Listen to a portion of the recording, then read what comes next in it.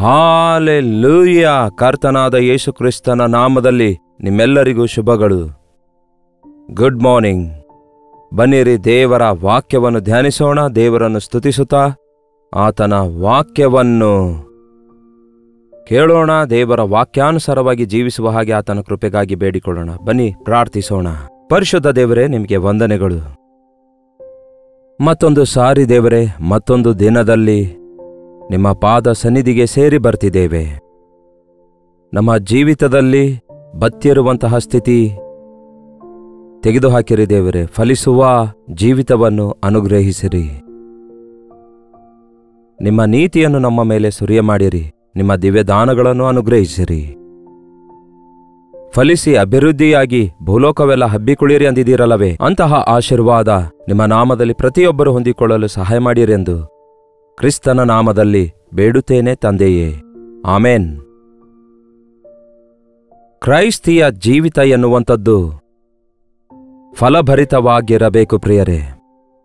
ಅಭಿವೃದ್ಧಿ, ಆಶೀರ್ವಾದ, ಸಮೃದ್ಧಿ, ದಿವ್ಯದಾನ ಉಳ್ಳದಾಗಿರಬೇಕು. ಒಣಗಿದ ಸ್ಥಿತಿ, ಮುದುರಿಕೊಂಡು ಬತ್ತಿದ ಸ್ಥಿತಿ, ಬಿದ್ದು ಹೋಗುವಂತಹ ಸ್ಥಿತಿ ಉಳ್ಳವರಾಗಿ ಆಧ್ಯಾತ್ಮಿಕ ಜೀವಿತದಲ್ಲಿ ನಾವು ಪತನವಾಗುವುದಕ್ಕೆ ಗುರುತಾಗಿದೆ. ದೇವರು ಆದಾಮ ಹವ್ವ ಅವರನ್ನು ಸೃಷ್ಟಿಸಿದಾಗ ನೀವು ಭೂಲೋಕವೆಲ್ಲ ಹಬ್ಬಿಕೊಳ್ಳಿರಿ ಎಂದಿದ್ದಾರೆ. ನೀವು ಫಲಿಸಿ ಅಭಿವೃದ್ಧಿಯಾಗಿ ಭೂಲೋಕದಲ್ಲೆಲ್ಲ ತುಂಬಿಕೊಳ್ಳಿರಿ ಎಂದಿದ್ದಾರೆ. ಈ ದಿನ ಅನೇಕರ ಜೀವಿತದಲ್ಲಿ ಆ ಅಭಿವೃದ್ಧಿ ಕಾಣಿಸುತ್ತಾ ಇಲ್ಲ, ಸಮೃದ್ಧಿ ಕಾಣಿಸುತ್ತಾ ಇಲ್ಲ, ದಿನೇ ದಿನೆಯ ಅಭಿವೃದ್ಧಿ ಕಾಣಿಸುತ್ತಾ ಇಲ್ಲ. ಗತ ದಿನಮಾನಗಳಿಗಿಂತಲೂ ಈ ದಿನ ಉತ್ತಮವಾದದ್ದಾಗಿದೆ ಎಂಬ ಸಾಕ್ಷಿ ಇಲ್ಲದವರಾಗಿದ್ದಾರೆ. ಯೋಬನು ತನ್ನ ಆಶೀರ್ವಾದಗಳನ್ನು ಕಳೆದುಕೊಂಡಾಗ ಹೇಳಿರುವ ಪ್ರಕಾರ, ಗತ ದಿನಮಾನಗಳಲ್ಲಿ ಇದ್ದಂತೆ ಇದ್ರೆ ಎಷ್ಟು ಚೆನ್ನಾಗಿರುತ್ತಾ ಇತ್ತು, ದೇವರು ಕಾಪಾಡುವ ದಿನಗಳಲ್ಲಿದ್ದರೆ ಎಷ್ಟು ಒಳ್ಳೆಯ ಸ್ಥಿತಿ ಇರ್ತಿತ್ತು ಎಂಬುದಾಗಿ ಹೇಳಿದ ಪ್ರಕಾರ ನಾವು ಅನೇಕ ವಿಷಯಗಳಲ್ಲಿ ನಷ್ಟಗಳ ಪಾಲಾಗಿ ಕಷ್ಟಗಳಿಗೊಳಗಾಗ್ತೇವೆ. ಯಾಕೆ? ನೋಡಿ ಪ್ರಿಯರೇ, ದೇವರು ನಮಗೆಲ್ಲವನ್ನು ಕೊಟ್ಟಿದ್ದಾರೆ, ಒಳ್ಳೆಯದೇ. ಹಾಗೆ ಕೊಟ್ಟಿರೋದನ್ನು ನಾವು ಮುಚ್ಚಿಟ್ಟುಕೊಳ್ಳುವುದಾದರೆ ಅದು ಹಾಳಾಗಿ ಹೋಗ್ತದೆ. ಅದನ್ನು ಕಳ್ಳರು ಕನ್ನ ಹಾಕಿ ದೋಚಿಕೊಂಡು ಹೋಗ್ತಾರೆ. ನಮಗೆ ಕೊಟ್ಟಿರುವಂಥದ್ದು ಯಾವುದೇ ಆಗಿರಲಿ, ಅದನ್ನು ಬಿತ್ತುವುದನ್ನು ಕಲಿಯಬೇಕು. ಬಿತ್ತುವುದಂದರೆ ಬಂಡವಾಳ ಹಾಕಿ ಇಡುವಂಥದ್ದು, ಅಂದರೆ ನಮಗಿರುವುದನ್ನು ಉಪಯೋಗಿಸುವಂಥದ್ದು. ಅದರ ಮುಖಾಂತರ ಅದು ಮಲ್ಟಿಪ್ಲೈ ಆಗ್ತದೆ, ಅಭಿವೃದ್ಧಿ ಆಗ್ತದೆ, 100ರಷ್ಟು ಹೆಚ್ಚಾಗ್ತದೆ. ಅದಕ್ಕೆ ಕ್ರೈಸ್ತನು ಸೋಮಾರಿ ಅಲ್ಲ. ಒಬ್ಬ ಯಜಮಾನನು ದೂರದೇಶಕ್ಕೆ ಹೋಗುವಾಗ ತನ್ನ ಸೇವಕರಿಗೆ ಕರೆದು ಒಬ್ಬನಿಗೆ 5, ಒಬ್ಬನಿಗೆ 2, ಒಬ್ಬನಿಗೆ 1 ತಲಾಂತುಗಳನ್ನು ಕೊಡ್ತಾನೆ. ಆ ಯಜಮಾನ ತಿರುಗಿ ಬಂದು ಲೆಕ್ಕ ಕೇಳುವಾಗ ಅವರಲ್ಲಿ 5 ತಲಾಂತು ಪಡೆದವನು ಮತ್ತೈದು ತಲಾಂತು ಮಾಡಿ, 2 ಪಡೆದವನು ಮತ್ತೆರಡು ಮಾಡಿ ತಂದು ಯಜಮಾನನಿಗೆ ಕೊಡ್ತಾರೆ. ಆಗ ಭಲೆ ಒಳ್ಳೆ ನಂಬಿಗಸ್ತನಾದ ಆಳು ನೀನು ಎಂದು ಆ ಯಜಮಾನ ಮೆಚ್ಚಿಕೊಳ್ತಾನೆ, ಅವರನ್ನು ಮೆಚ್ಚಿಕೊಳ್ತಾನೆ. ಆದರೆ 1 ತಲಾಂತು ಪಡೆದವನು ಹಾಗೇ ಇಟ್ಕೊಂಡು ಅದನ್ನು ಮುಚ್ಚಿಟ್ಕೊಂಡವನಿಗೆ ಕೆಟ್ಟ ಆಳು ನೀನು ಅನ್ನುತ್ತಾನೆ. ನೋಡಿ ಪ್ರಿಯರೇ, ದೇವರು ನಮಗೆ ಕೊಟ್ಟ ತಲಾಂತುಗಳಾಗಲಿ, ವರಗಳಾಗಲಿ, ಆರೋಗ್ಯವಾಗಲಿ, ಬಲವಾಗಲಿ, ಹಣವಾಗಲಿ, ಕುಟುಂಬವಾಗಲಿ, ನಾವು ದೇವರ ಮಹಿಮೆಗಾಗಿ ಉಪಯೋಗಿಸುವುದನ್ನು ಕಲಿಯಬೇಕು. ದೇವರಿಗೋಸ್ಕರ ಅವುಗಳನ್ನು ಬಳಸುವುದನ್ನು ಕಲಿಯಬೇಕು. ನಮ್ಮ ಮಕ್ಕಳನ್ನು ದೇವರ ಭಯದಲ್ಲಿ ಬೆಳೆಯುವುದನ್ನು ಕಲಿಸಬೇಕು. ಆವಾಗ ನಾವು ಫಲಿಸಿ ಅಭಿವೃದ್ಧಿ ಹೊಂದುತ್ತೇವೆ. ನನ್ನಲ್ಲಿ ನೀವು ನೆಲೆಗೊಂಡಿರಿ, ಆಗ ನೀವು ಬಹಳವಾಗಿ ಫಲಿಸುತ್ತೀರಿ ಎಂದು ಯೇಸು ಹೇಳಿದಾರಲ್ಲವೇ. ಆದರೆ ಈ ದಿನಗಳಲ್ಲಿ ಬಹಳಷ್ಟು ಜನರ ಜೀವಿತದಲ್ಲಿ ಫಲಗಳಿಲ್ಲ. ಒಂದು ಸಾರಿ ನಾವು ಹೋಶಾಯನ ಪ್ರವಾದನೆ ಪುಸ್ತಕ 10ನೇ ಅಧ್ಯಾಯ 12ನೇ ವಚನ ನೋಡೋಣ ಬನ್ನಿ. ನೀತಿಯ ಬೀಜವನ್ನು ಬಿತ್ತಿರಿ, ಪ್ರೀತಿಯ ಫಲವನ್ನು ಕೊಯ್ಯಿರಿ. ನೀತಿ ಫಲಿಸುವ ಹಾಗೆ ನೀವು ಬೀಜವನ್ನು ಬಿತ್ತಿರಿ, ಪ್ರೀತಿ ಎಂಬ ಫಲವನ್ನು ಕೊಯ್ಯಿರಿ. ಯೆಹೋವನನ್ನು ಹುಡುಕುವುದಕ್ಕೂ ಇದೇ ಸಮಯವಾಗಿರೋದ್ರಿಂದ ಆತನು ಪ್ರತ್ಯಕ್ಷನಾಗಿ ನಿಮ್ಮ ಮೇಲೆ ನೀತಿಯ ಮಳೆಯನ್ನು ಸುರಿಯ ಮಾಡುವ ಹಾಗೆ ಇದುವರೆಗೂ ಗೆಯ್ಯದಿರುವಂತಹ ನಿಮ್ಮ ಬೀಡು ಭೂಮಿಯನ್ನು ಗೆಯ್ಯಿರಿ. ಏನಂತೆ? ಇದುವರೆಗೂ ಎಂದಿಗೂ ಗೆಯ್ಯದಿರುವ ಬೀಡು ಭೂಮಿಯನ್ನು ಗೆಯ್ಯಿರಿ. ಬೀಡು ಭೂಮಿ ಅನ್ನುತ್ತಾರಲ್ಲವೇ, ಅವು ಹಾಗೆಯೇ ಸುಮ್ಮನೆ ಬಿಟ್ಟು ಬಿಡುವಾಗ ಅದಕ್ಕೆ ನೀರು ಕಟ್ಟದೆ, ಬೀಜ ನಾಟದೆ, ಉಪಯೋಗಿಸಲಾರದೆ ಬಿಟ್ಟು ಬಿಡುವಾಗ ಮುಳ್ಳಿನ ಗಿಡಗಳು, ಪೊದೆಗಳು ಅದರಲ್ಲಿ ಬೆಳೆಯುತ್ತವೆ. ಆ ಭೂಮಿ ಒಣಗಿ ಹೋಗಿ ಬಿರುಕು ಬಿಚ್ಚಿಕೊಂಡಂತಹ ಸ್ಥಿತಿಯಲ್ಲಿ ಬಿದ್ದಿರುತ್ತೆ. ಯಾವ ಪ್ರಯೋಜನವಿಲ್ಲದ ಸ್ಥಿತಿಯಲ್ಲಿರುತ್ತೆ. ಬಹಳಷ್ಟು ಜನರು ತಮ್ಮ ಜೀವಿತವನ್ನು ಹಾಗೇ ತಯಾರು ಮಾಡಿಕೊಂಡಿದ್ದಾರೆ. ಹಿಂದೆ ಎಂದಿಗೂ ಗೆಯ್ಯದಿರುವಂತಹ ಬೀಡು ಭೂಮಿಯನ್ನು ಗೆಯ್ಯಿರಿ. ಬೈಬಲ್ನಲ್ಲಿ ಅನೇಕ ಸ್ಥಳಗಳಲ್ಲಿ ನಮ್ಮ ಹೃದಯ ಈ ಒಂದು ಭೂಮಿಗೆ, ನೆಲಕ್ಕೆ ಗುರುತಾಗಿ ಸೂಚಿಸಲಾಗಿದೆ. ಬಿತ್ತುವವನು ಯಾರೆಂದರೆ, ಬಿತ್ತುವವನು ಅಂದರೆ ವಾಕ್ಯ ಸಾರುವವನು. ಬೀಜ ಅಂದರೆ ದೇವರ ವಾಕ್ಯ ಆಗಿದೆ. ಬೀಜ ಚೆಲ್ಲಿರುವಂಥದ್ದು ಅಂದರೆ ನೆಲ, ಭೂಮಿ, ಹೊಲ, ಭೂಮಿ. 4 ವಿಧವಾದ ನೆಲಗಳ ಕುರಿತು ನಾವು ಯೇಸು ಕ್ರಿಸ್ತನು ಹೇಳಿರುವ ಸಾಮ್ಯದಲ್ಲಿ ನೋಡ್ತೇವೆ.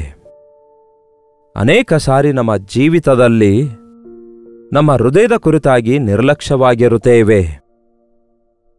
ಹೃದಯಕ್ಕೆ ಅವಶ್ಯಕವಾದವುಗಳನ್ನು ಸ್ವಲ್ಪ ಮಾತ್ರವೂ ಕೂಡ ನಾವು ಹುಡುಕಾಡುತ್ತಾ ಇಲ್ಲ, ಹೊಂದಿಕೊಳ್ಳುತ್ತಾ ಇಲ್ಲ, ಸಂತೋಷಿಸುತ್ತಾ ಇಲ್ಲ. ಶರೀರಕ್ಕೆ ಅವಶ್ಯಕವಾಗಿರುವ, ಬಾಹ್ಯ ರೂಪಕ್ಕೆ ಅವಶ್ಯಕವಾಗಿರುವ ವಿಷಯಗಳ ಕುರಿತು ಎಷ್ಟೋ ಆಸಕ್ತಿ ವಹಿಸ್ತೇವೆ, ಎಷ್ಟೋ ಕಷ್ಟಪಡ್ತೇವೆ. ಉದಾಹರಣೆಗೆ ನೋಡಿ, ನೀವೊಂದು ಫ್ರಿಜ್ ಕೊಂಡ್ಕೊಂಡಿದ್ದೀರಿ ಅಂದ್ಕೊಳ್ಳಿ. ಅದೇನಾದರೂ 2ನೇ ವರ್ಷಕ್ಕೆ 2 ಫ್ರಿಜ್ಗಳಾಗ್ತವೋ, 3ನೇ ವರ್ಷಕ್ಕೆ 3 ಆಗ್ತವೋ? 2-3 ವರ್ಷದಲ್ಲಿಯೇ ರಿಪೇರಿಗೆ ಬಂದು ಹಾಳಾಗಿ ಹೋಗ್ತವೆ.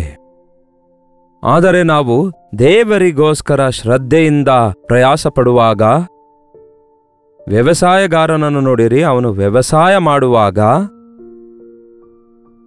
ಕಣ್ಣೀರಿನಿಂದ ಹಿಡಿಯಷ್ಟು ಬೀಜ ಬಿತ್ತುವವನು ಸಂತೋಷದಿಂದ ಪೈರುಗಳನ್ನು ಕೊಯ್ಯುವನು ಎಂದು ವಾಕ್ಯ ಹೇಳುವ ಪ್ರಕಾರ, ಈ ದಿನಮಾನಗಳಲ್ಲಿ ಕಷ್ಟಪಡಲಾರದಂತೆ ಫಲ ಬೇಕೆಂದು ಎಷ್ಟೋ ಜನ ಎದುರು ನೋಡ್ತಾರೆ. ಆದರೆ ಕಷ್ಟಪಡುವಾಗಲೇ ಫಲ ಸಿಗುತ್ತೆ. ಕಷ್ಟವೇ ಫಲಿಸುತ್ತೆ ಎಂಬ ಹೇಳಿಕೆ ಇದೆ ಅಲ್ಲವೇ? ಯೌವನ ಕಾಲದಲ್ಲಿ ನೀವು ಕಷ್ಟಪಡುವುದಾದರೆ ವೃದ್ಧಾಪ್ಯದಲ್ಲಿ ನೀವು ಆನಂದಿಸ್ತೀರಿ. ನಿಮ್ಮ ಕ್ಷೇಮ ದಿನಗಳಲ್ಲಿ ನೀವು ಪ್ರಯಾಸ ಪಡುವುದಾದರೆ ನೀವು ಕೊರತೆಯ ದಿನಗಳಲ್ಲಿ ಯಾವ ಕೊರತೆ ಇಲ್ಲದವರಾಗಿರ್ತೀರಿ. ಅದಕ್ಕೆ ಕರ್ತನು ಹೇಳಿದ್ದಾರೆ, ಸೋಮಾರಿಯೇ, ಎದ್ದು ಇರುವೆಗಳ ಬಳಿಗೆ ಹೋಗಿ ಅವುಗಳ ನಡತೆಯನ್ನು ನೋಡು. ಅವುಗಳಿಗೆ ನಾಯಕ ಇಲ್ಲ, ಮ್ಯಾನೇಜರ್ ಇಲ್ಲ, ಮೇಲ್ವಿಚಾರಕನಿಲ್ಲ. ಆದರೂ ನಂಬಿಗಸ್ತಿಕೆಂದಿರ್ತವೆ. ಬೇಸಿಗೆ ಕಾಲ ಬರುವಾಗ ಬೇಸಿಗೆಯ ಕಾಲದಲ್ಲಿ ತಮ್ಮ ಆಹಾರವನ್ನೆಲ್ಲ ಸಿದ್ಧಪಡಿಸಿಕೊಳ್ತವೆ. ಮಳೆಗಾಲ ಬಂದ್ರೆ ಹೊರಗೆ ಹೋಗ್ಲಿಕ್ಕಾಗೋದಿಲ್ಲವೆಂದು ಕೆಸರಲ್ಲಿ ಹೊರಗೆ ಹೋಗಲ್ಲ, ಹೋದ್ರೆ ಸಿಕ್ಕಾಕೊಳ್ತೇವೆ, ಕಾಲು ಸಿಕ್ಕಾಕೊಳ್ತವೆ ಎಂದು. ಹೀಗೆ ಅಷ್ಟೊಂದು ಚಿಕ್ಕ ಆ ಒಂದು ಇರುವೆಗೆ ಇರುವಷ್ಟು ಆ ಕನಿಷ್ಠ ಭಯ ಕೂಡ ನಮಗಿಲ್ಲವಲ್ಲ. ಅದಕ್ಕಿದ್ದಷ್ಟು ಕನಿಷ್ಠ ಜ್ಞಾನ ಇಲ್ಲದಿರುವುದು ಎಷ್ಟು ವಿಷಾದ ನೋಡಿ. ಹೇಗೆ ಖರ್ಚು ಮಾಡಬೇಕೆಂದು ಪ್ರಯಾಸ ಪಡ್ತೇವೆ ಹೊರತು, ಆದರೆ ಹೇಗೆ ಸಂಪಾದಿಸಬೇಕೆಂಬ ಆಸೆ ಎಲ್ಲಿದೆ? ಯಾಕೆಲ್ಲ ಬ್ರದರ್, ನಮಗೆ ಬಹಳ ಆಸೆಗಳಿವೆ. ಅದಕ್ಕೆ ಅಲ್ಲವೋ ಇಷ್ಟೊಂದು ನಾವು ಪ್ರಯಾಸ ಪಡ್ತಿರೋದು. ಎಂತಹ ಸಂಪಾದನೆ? ತಪ್ಪಾದ ಸಂಪಾದನೆ. ಶಾರ್ಟ್ಕಟ್ನಲ್ಲಿ ಅನ್ಯಾಯದಿಂದ, ಮೋಸದಿಂದ, ಲಂಚ ತೆಗೆದುಕೊಳ್ತಾ, ದೋಚಿಕೊಳ್ತಾ, ಸುಳ್ಳು ಹೇಳುತ್ತಾ, ಇತರರನ್ನು ದೋಚಿಕೊಳ್ಳುವುದರಿಂದ, ಇತರರಿಗೆ ಮೋಸ ಮಾಡುವುದರಿಂದ ಏನೋ ಸಂಪಾದಿಸೋಣ ಅಂದುಕೊಳ್ತಿದ್ದೀರೇ ಹೊರತು ಕಷ್ಟಾರ್ಜಿತವನ್ನು ದೇವರು ಆಶೀರ್ವದಿಸುತ್ತಾರೆಂದು ವಾಕ್ಯ ಹೇಳುತ್ತೆ. ನ್ಯಾಯವಾದ ಸಂಪಾದನೆ. ನಿಮ್ಮ ಸಂಪಾದನೆ ನ್ಯಾಯವಾದದ್ದಾಗಿದೆಯಾ? ದುರ್ವ್ಯಾಪಾರದಿಂದ ಸಂಪಾದಿಸಿದ್ದಾಗಿದೆಯೋ ಇಲ್ಲವೇ ನ್ಯಾಯವಾಗಿ ಸಂಪಾದಿಸಿದ್ದಾಗಿದೆಯೋ? ದೇವರು ನಿಮ್ಮನ್ನು ಆಶೀರ್ವದಿಸಬೇಕಾದರೆ ಹಿಂದೆ ಎಂದಿಗೂ ಗೆಯ್ಯದೇ ಇರುವಂತಹ ನಿಮ್ಮ ಬೀಡು ಭೂಮಿಯನ್ನು ಗೆಯ್ಯಿರಿ. ಒಣಗಿ ಹೋಗಿ ಬಿರುಕು ಬಿಟ್ಟಿರುವ, ಫಲ ಬೆಳೆಯಲಾರದಂತಹ ಒಣಗಿದ ಸ್ಥಿತಿಯಲ್ಲಿ ನೀವಿರುವುದಾದರೆ ಈ ದಿನ ಗೆಯ್ಯಬೇಕೆಂದು ದೇವರು ಹೇಳ್ತಾರೆ. ಅಂದರೆ ನೇಗಿಲು ತಂದು ನೀವೇನು ಗೆಯ್ಯುವ ಅಗತ್ಯವಿಲ್ಲ. ಕರ್ತನ ಸನ್ನಿಧಿಯಲ್ಲಿ ನಾವು ಮೊಳಕಾಲೂರಿ ಪ್ರಾರ್ಥಿಸುವುದಾದರೆ, ಪಶ್ಚಾತ್ತಾಪ ಪಡುವುದಾದರೆ, ಯಾವ ರೀತಿ ಬೀಡು ಭೂಮಿಯನ್ನು ಗೆಯ್ಯುತ್ತಿರುವಾಗ ಕಲ್ಲು, ಮುಳ್ಳು, ಧೂಳು ಎಲ್ಲವೂ ಕೂಡ ಅಡ್ಡ ಬರುವ ಎಲ್ಲವನ್ನು ಪಕ್ಕಕ್ಕೆ ತೆಗೆದು ಚೆನ್ನಾಗಿ ಶುಚಿಗೊಳಿಸುತ್ತಾರೋ, ಹಾಗೆಯೇ ನಮ್ಮ ಹೃದಯದೊಳಗೆ ಆಟಂಕವಾಗಿರುವ ಚಿಕ್ಕ ಚಿಕ್ಕ ತಪ್ಪುಗಳನ್ನೆಲ್ಲ, ಬಲಹೀನತೆಗಳನ್ನೆಲ್ಲ ಅವುಗಳಿಗೆ ಯಾವುದೇ ಹೆಸರಿರಬಹುದು, ಅವೆಲ್ಲ ಆಜ್ಞೆ ಮೀರಿ ಪಾಪ ಮಾಡುವಂಥವುಗಳಾಗಿವೆ ಎಂಬುದನ್ನು ನೆನಪಿಟ್ಕೊಳ್ಬೇಕು. ಪಾಪ ನಮ್ಮಲ್ಲಿ ಇರುವವರೆಗೂ ನಮ್ಮೊಳಗೆ ಫಲಗಳಿರುವುದಿಲ್ಲ. ಕ್ರಿಸ್ತನನ್ನು ನಂಬಿದ ನಂತರ ನಾವು ನಮ್ಮ ಜೀವಿತದಲ್ಲಿ ಒಳ್ಳೆ ಫಲಗಳನ್ನು ಫಲಿಸಬೇಕು, ಮಾನಸಾಂತರಕ್ಕೆ ತಕ್ಕ ಫಲಗಳನ್ನು ಫಲಿಸಬೇಕು, ಆತ್ಮನ ಫಲ ಫಲಿಸಬೇಕೆಂದು ಬೈಬಲ್ ಮೇಲಿಂದ ಮೇಲೆ ಹೇಳ್ತದೆ. ನೀವು ಪ್ರೀತಿ ಎಂಬ ಫಲವನ್ನು ಕೊಯ್ಯಬೇಕಾದರೆ ನೀತಿ ಎಂಬ ಬೀಜ ಬಿತ್ತಬೇಕು. ನೀವು ಏನನ್ನು ಬಿತ್ತುತ್ತೀರೋ ಅದನ್ನೇ ಕೊಯ್ಯುತ್ತೀರಿ. ಶರೀರ ಸಂಬಂಧವಾದವುಗಳನ್ನು ಬಿತ್ತುವವನು ಶರೀರ ಸಂಬಂಧವಾದವುಗಳನ್ನೇ ಕೊಯ್ತಾನೆ. ಆಧ್ಯಾತ್ಮಿಕವಾಗಿ ಬಿತ್ತಿದವನು ಆಧ್ಯಾತ್ಮಿಕ ಫಲಗಳನ್ನೇ ಕೊಯ್ಯುತ್ತಾನೆ. ಹಿಂದೆ ಎಂದು ಗೆಯ್ಯದೇ ಇರುವ ನಿಮ್ಮ ಬೀಡು ಭೂಮಿಯನ್ನು ಗೆಯ್ಯಿರಿ. ಯೆಹೋವನನ್ನು ಹುಡುಕಲು ಇದೇ ಸರಿಯಾದ ಸಮಯ. ಆತನು ಪ್ರತ್ಯಕ್ಷನಾಗಿ ನಿಮ್ಮ ಮೇಲೆ ನೀತಿಯ ಮಳೆಯನ್ನು ಸುರಿಯಮಾಡುವ ಹಾಗೆ ಹಿಂದೆಂದಿಗೂ ಗೆಯ್ಯದಿರುವ ಬೀಡು ಭೂಮಿಯನ್ನು ಗೆಯ್ಯಿರಿ. ನೀವು ಗೆಯ್ಯಿದ್ರೆ ಮಾತ್ರ ಸಾಕಾಗುವುದಿಲ್ಲ. ನೆಲವನ್ನು ಸರಿಯಾಗಿ ಸಿದ್ಧಪಡಿಸಿಕೊಳ್ಳುವಂಥದ್ದು ನಿಮ್ಮ ವಶದಲ್ಲಿದೆ. ಆದರೆ ಮಳೆಯನ್ನು ಸುರಿಯಮಾಡುವ ಆತನು ದೇವರೇ. ನೀವು ನಿಮ್ಮ ಹೃದಯವನ್ನು ಸಿದ್ಧ ಮಾಡಿಕೊಳ್ಳುವುದಾದರೆ ಅದು ಹೇಗೆ? ಅಂದರೆ ಪಾಪ ಜಯಿಸುವುದು ಹೇಗೆ, ಈ ಶೋಧನೆ ಜಯಿಸುವಂಥದ್ದು ಹೇಗೆ, ಈ ಹೋರಾಟದಿಂದ ಹೊರಬರುವಂಥದ್ದು ಹೇಗೆ ಎಂದು ದಿಗುಲು ಪಡುವ ಅವಶ್ಯಕತೆ ಇರಲ್ಲ. ಯಾವಾಗ ಕುಗ್ಗಿದ ಜಜ್ಜಿದ ಹೃದಯದೊಂದಿಗೆ ನೀವು ಸಿದ್ಧವಾಗಿರುತ್ತೀರೋ, ಪರಲೋಕದ ತಂದೆ ನಿಮಗೆ ತನ್ನ ನೀತಿಯ ಮಳೆಯನ್ನು ಸುರಿಯಮಾಡುತ್ತಾರೆ. ಒಣಗಿದ ಭೂಮಿಯ ಮೇಲೆ ನೀರನ್ನು ಸುರಿಯಮಾಡಿ, ಅಂದರೆ ಮಳೆ ಸುರಿಯುವಾಗ ಅದು ಯಾವ ರೀತಿ ಬಾಯಿ ತೆರೆದು ನೀರು ಕುಡಿದಂತೆ, ಒಂದು ಹನಿ ನೀರು ಕೂಡ ಆ ಕಡೆ ಈ ಕಡೆ ಹಾಳಾಗದಂತೆ ಯಾವ ರೀತಿ ಹೀರಿಕೊಳ್ತದಲ್ಲವೇ? ಎಷ್ಟೋ ಜನರ ಹೃದಯ ಈ ದಿನ ಹಸುವೆ ಉಳ್ಳದಾಗಿದೆ, ಜೀವವುಳ್ಳ ದೇವರನ್ನು ತಿಳಿದುಕೊಳ್ಳಬೇಕೆಂದು. ಸಂತೃಪ್ತಿ ಇಲ್ಲದೆ ಎಷ್ಟೇ ವಿಧವಾದ ಭಕ್ತಿ ಆಚರಣೆ ಅನುಸರಿಸಿದ್ರೂ ಕೂಡ ಪರಿಪೂರ್ಣವಾದ ಆನಂದವಿಲ್ಲದೆ ಈ ದಿನ ಅನೇಕರು ಬಳಲುತ್ತಲೇ ಇದ್ದಾರೆ. ಗೆಯ್ಯೋಣ, ಪ್ರಾರ್ಥನೆಯಲ್ಲಿ ನಮ್ಮ ಹೃದಯಗಳನ್ನು ಗೆಯ್ದುಕೊಳ್ಳೋಣ. ಈ ದಿನ ಬುಧವಾರವಲ್ಲವೋ?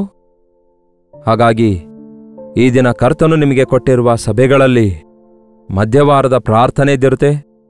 ಬೆಟ್ಟದಂತಹ ನಿಮ್ಮ ಸಮಸ್ಯೆಗಳಿಗಾಗಿ, ಕಠಿಣವಾದ ನಿಮ್ಮ ಹೃದಯಗಳಿಗಾಗಿ ಕರ್ತನ ಸನ್ನಿಧಿಯಲ್ಲಿ ಪಶ್ಚಾತ್ತಾಪ ಪಡುತ್ತಾ ಸರಿಪಡಿಸಿಕೊಳ್ಳುವುದಕ್ಕಾಗಿ ಈ ದಿನ ಎಷ್ಟೋ ಒಳ್ಳೆಯ ಅವಕಾಶವಾಗಿದೆ.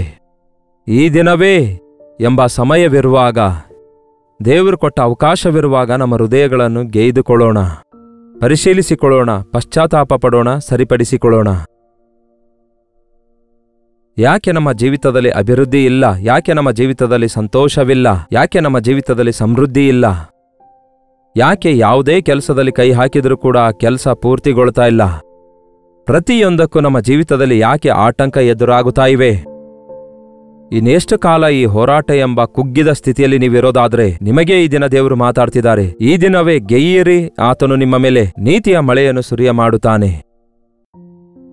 ನೀವು ಪಶ್ಚಾತ್ತಾಪ ಪಡುವುದಾದರೆ ಆತನು ತನ್ನ ಆತ್ಮದಿಂದ ನಿಮ್ಮನ್ನು ಅಭಿಷೇಕಿಸುತ್ತಾರೆ. ನೀವು ಪ್ರೀತಿಯನ್ನು ಕೊಯ್ಯುತ್ತೀರಿ, ಪಾಪವನ್ನಲ್ಲ, ನೀತಿಯನ್ನು, ಅಂದರೆ ನೀತಿಯ ಫಲವನ್ನು ಫಲಿಸುತ್ತೀರಿ. ಈ ದಿನ ದೇವರ ಸನ್ನಿಧಿಯಲ್ಲಿ ಒಬ್ಬಂಟಿಗರಾಗಿ ಕೂತುಕೊಂಡು ನಮ್ಮ ಹೃದಯ ಗೆಯ್ದುಕೊಳ್ಳೋಣ. 13ನೇ ವಚನ ಕೂಡ ಓದುತ್ತೇನೆ ಕೇಳ್ರಿ. ನೀವು ಮಾಡಿದ ವ್ಯವಸಾಯವು ದುಷ್ಟತನ, ನಿಮಗಾದ ಬೆಳೆಯು ಅನ್ಯಾಯ. ನೀವು ನಿಮ್ಮ ಕಟ್ಟುಪಾಡಿನಲ್ಲಿಯೂ ನಿಮ್ಮ ಶೂರರ ಬಾಹುಳ್ಯದಲ್ಲಿಯೂ ಭರವಸವಿಟ್ಟದ್ದರಿಂದ ಮೋಸದ ಫಲವನ್ನು ಅನುಭವಿಸಿದ್ದೀರಿ. ನೋಡಿದ್ರಾ? ನಿಮ್ಮ ಪ್ರವರ್ತನೆಯನ್ನು ಆಧಾರ ಮಾಡಿಕೊಂಡು, ನಿಮಗಿರುವ ಶೂರರ ಬಾಹುಳ್ಯವನ್ನು ನಂಬಿಕೊಂಡು ನೀವು ಬೀಜ ಬಿತ್ತುವಾಗ ಕೆಟ್ಟತನ, ಮೋಸ, ಅನ್ಯಾಯ ಕೊಯ್ಯುತ್ತೀರಿ. ಮನುಷ್ಯರನ್ನು ನಂಬುವವನು ಶಾಪಗ್ರಸ್ತನೆಂದು ಬೈಬಲ್ ಹೇಳ್ತದೆ. ಅದಕ್ಕಾಗಿಯೇ ಅಂತಹ ಒಂದು ಬೆಳೆಯನ್ನು ನೀವು ವ್ಯವಸಾಯ ಮಾಡಿ ಕೊಯ್ದಾಗಿಯೂ ಕೂಡ ನಿಮಗೆ ಕೊನೆಗೆ ಫಲಿಸಿದ್ದೇನೆಂದರೆ ಪಾಪವೆಂಬ ಫಲವೇ ಫಲಿಸಿತು. ಪ್ರಯೋಜನವಿಲ್ಲದನ್ನು, ಕೆಟ್ಟದನ್ನು ಕೊಯ್ದಿದ್ದೀರಿ. ಅವುಗಳ ಫಲವನ್ನು ನೀವು ಹೊಂದಿಕೊಳ್ತಾ ಇದ್ದೀರಿ. ಒಂದು ಸಾರಿ ಆಲೋಚಿಸಿರಿ. ನೀವೇನೇ ಕೆಲಸ ಮಾಡಬೇಕೆಂದಿದ್ರೂ ನೆರವೇರುತ್ತಾ ಇಲ್ಲವೋ? ಏನೇ ಅಂದುಕೊಂಡ್ರೂ ಅದು ನಡೆಯುತ್ತಿಲ್ಲವೋ? ಜೀವಿತದಲ್ಲಿ ಸಂತೃಪ್ತಿ, ಸಂತೋಷವಿಲ್ಲದ ಪರಿಸ್ಥಿತಿಯಲ್ಲಿರುವುದಾದರೆ ಪ್ರಾರ್ಥಿಸೋಣ ಬನ್ನಿ. ಕರ್ತನೇ, ಈಗೋ ನನ್ನ ಹೃದಯವನ್ನು ನಿಮ್ಮ ಸನ್ನಿಧಿಯಲ್ಲಿ ಮೊಣಕಾಲೂರಿ ಗೆಯ್ದುಕೊಳ್ತೇನೆ ದೇವ್ರೆ, ಪಶ್ಚಾತ್ತಾಪ ಪಡುತ್ತೇನೆ ದೇವ್ರೆ. ಎಲ್ಲಿಯೂ ಕೂಡ ನನ್ನ ಹೃದಯಾಂತರಾಳದಲ್ಲಿ ಯಾವ ರಹಸ್ಯ ಪಾಪ ಅಡಗಿಕೊಂಡಿರದಂತೆ ನನ್ನ ಪ್ರತಿ ಪಾಪವನ್ನು ಒಪ್ಪಿಕೊಳ್ತಿದ್ದೇನೆ, ನಿಮ್ಮ ರಕ್ತದಿಂದ ತೊಳೆದು ಶುದ್ಧೀಕರಿಸಿರಿ ಎಂದು ಯಾರ್ಯಾರು ದೇವರೇ ನಿಮಗೆ ಮೊರೆ ಇಡುತ್ತಿದ್ದಾರೋ ಅಂಥವರನ್ನು ಕನಿಕರಿಸಿ ಶುದ್ಧ ಹೃದಯವನ್ನು ಅವರಿಗೆ ದಯಪಾಲಿಸಿರಿ. ಈ ಭಯಂಕರವಾದ ಅಂತ್ಯದಿನಗಳಲ್ಲಿ ನಮ್ಮ ನಂಬಿಕೆಯನ್ನು ಕಾಪಾಡಿಕೊಳ್ಳುತ್ತಾ, ಪರಿಶುದ್ಧತೆಯನ್ನು ಕಾಪಾಡಿಕೊಳ್ಳುತ್ತಾ ನಿಮಗೆ ಸಾಕ್ಷಿಗಳಾಗಿ ಬದುಕಲು ಸಹಾಯ ಮಾಡಿರೆಂದು ಕ್ರಿಸ್ತನ ನಾಮದಲ್ಲಿ ಬೇಡುತ್ತೇನೆ ತಂದೆಯೇ, ಆಮೇನ್. ತಂದೆಯಾದ ದೇವರ ಪ್ರೀತಿಯೂ ಮಗನಾಗಿರುವ ಕ್ರಿಸ್ತನ ಕೃಪೆಯೂ ಆದರಣೆಕರ್ತನಾದ ಪವಿತ್ರಾತ್ಮನ ಸಹವಾಸವು ಕೂಡಿ ಬಂದಿರುವ ನಮ್ಮೆಲ್ಲರ ಸಂಗಡ ಇಂದಿಗೂ ಸದಾಕಾಲಕ್ಕೂ ನೆಲೆಯಾಗಿರಲಿ. ಆಮೇನ್. ದೇವರಿಗೆ ಸ್ತೋತ್ರ. ನಿಮ್ಮ ಪ್ರಾರ್ಥನಾ ಮನವಿಗಳನ್ನು 8939731313 ನಂಬರ್ಗೆ ಹಾಗೂ ಇತರ ದೇಶದಿಂದಲೂ ವೀಕ್ಷಿಸುವುದಾದರೆ ಕೊಡಲ್ಪಟ್ಟಂತಹ ಇದೇ ನಂಬರ್ಗೆ ಒಂದು ಟೆಕ್ಸ್ಟ್ ಇಲ್ಲವೇ ವಾಯ್ಸ್ ಮೆಸೇಜ್ ಮುಖಾಂತರ ವಾಟ್ಸಾಪ್ ಕಳಿಸಿಕೊಡಿರಿ. ನಿಮಗಾಗಿ ಪ್ರಾರ್ಥಿಸುತ್ತಿದ್ದೇವೆ, ನೀವು ಕೂಡ ಪ್ರಾರ್ಥಿಸಿರಿ. ದೇವರು ತಪ್ಪದೆ ತನ್ನ ಅದ್ಭುತ ಕಾರ್ಯಗಳನ್ನು ಮಾಡ್ತಾರೆ. ಮಾತ್ರವಲ್ಲದೆ ಈ ದಿನ ಬುಧವಾರ ಆಗಿರೋದ್ರಿಂದ ನಿಮ್ಮ ಸಭೆಗಳಲ್ಲಿ ನಡೆಯುವಂತಹ ಮಧ್ಯವಾರದ ಪ್ರಾರ್ಥನೆಗೆ ತಪ್ಪದೆ ಪಾಲ್ಗೊಳ್ಳುವವರಾಗಿರಿ. ತಪ್ಪದೇ ಆಶೀರ್ವದಿಸ್ತಾರೆ. ಮತ್ತೆ ನಾಳೆ ಇದೇ ಅನುದಿನದ ಧ್ಯಾನ ಎಂಬ ಕಾರ್ಯಕ್ರಮದಲ್ಲಿ ಭೇಟಿಯಾಗೋಣ. ಅಲ್ಲಿವರೆಗೂ ದೇವರ ಮಹಾಕೃಪೆ ನಿಮ್ಮೆಲ್ಲರೊಂದಿಗೆ ನೆಲೆಸಿರಲಿ.